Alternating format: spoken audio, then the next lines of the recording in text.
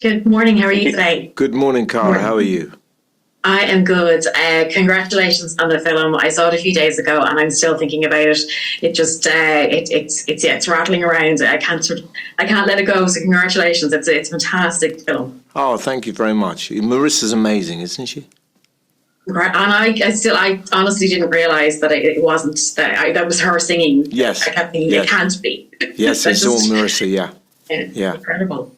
Uh, for you, we know well. We think we know so much about the story and the family and Amy and Mitch, and there's so much footage, documentary, so much material out there for you to research from. Did you delve into much of that to find Mitch, or did you kind of find your Mitch through the script? Well, my first point of reference was the script, because you always have to honour whatever Matt has written and whatever Sam has come up with.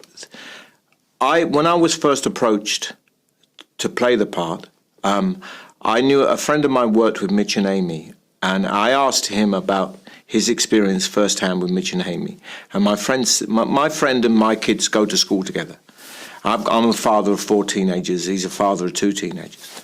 And I asked him what he thought about Mitch, and he said he liked Mitch. He said, I thought he was just a loving father in an impossible situation who made mistakes. You've got to remember that his daughter was the most famous woman in the world.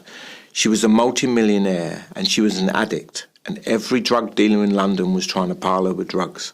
Now, if my daughter at 19 was going through that, I don't know if I would be able to help her, to be honest with you. So when I knew that they were going to ask me to play Mitch, I decided that if the film sanitized him or if it demonized him, I wouldn't do it. I would only do it if it was a kind of complex, nuanced interpretation of him and the situation. And that's why I did it, because thankfully that's exactly how Matt and Sam saw it. He was a father who loved his daughter and made mistakes. One of the things that really struck me when you mentioned you have teenagers, at the time, it's 20 years ago, I didn't realize how young Amy was. Yes. I wasn't that much older than her. I mean, I was a bit, but you know what I mean? I didn't realize. But watching it now, and it really struck me that she was just a kid when all this was happening to her. Yes, and also she was a kid, and also within society, the way we approach mental health and addiction now to how we did 10 years ago, it's almost Victorian the way we approached it then. There's a reason why recovery programs are called Alcoholics Anonymous or Narcotics Anonymous, because recovery needs to happen in privacy and with anonymity. And Amy was never afforded that. She was hounded and humiliated and mocked the whole time. I was thinking back to when we were filming, there was paparazzi shots of you and Marisa in Camden in costume. And I was wondering, in a way, did that slightly give you a taste of what it was like for the Winehouses? Yeah, it did. In some ways it helped, because it made us feel more, it made me feel more protective of her, because I knew how courageous she was in doing this part, how much work she was putting into it. I knew that she was singing all the songs. I knew that she was giving her heart and soul to this.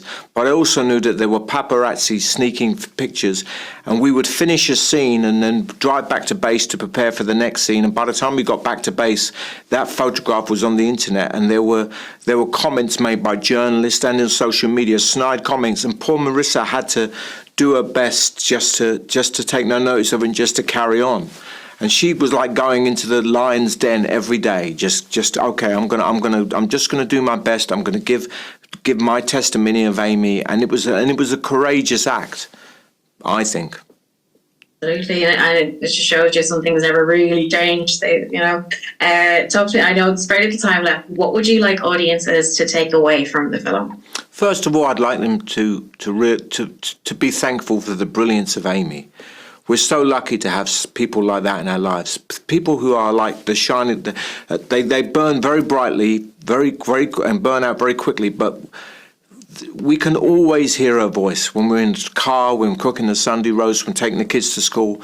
We're so lucky to have that brilliance in our lives. And I think, first of all, I want it to be a celebration of Amy. And secondly, I hope that people realise how random and how cruel and how arbitrary addiction is. and therefore to have more compassion for addicts and for their families. Thank you so much. It's been great to talk to you again. Like I said, I love the film, so congratulations. Thank you very much. Thank you. Thank you. Bye. Bye.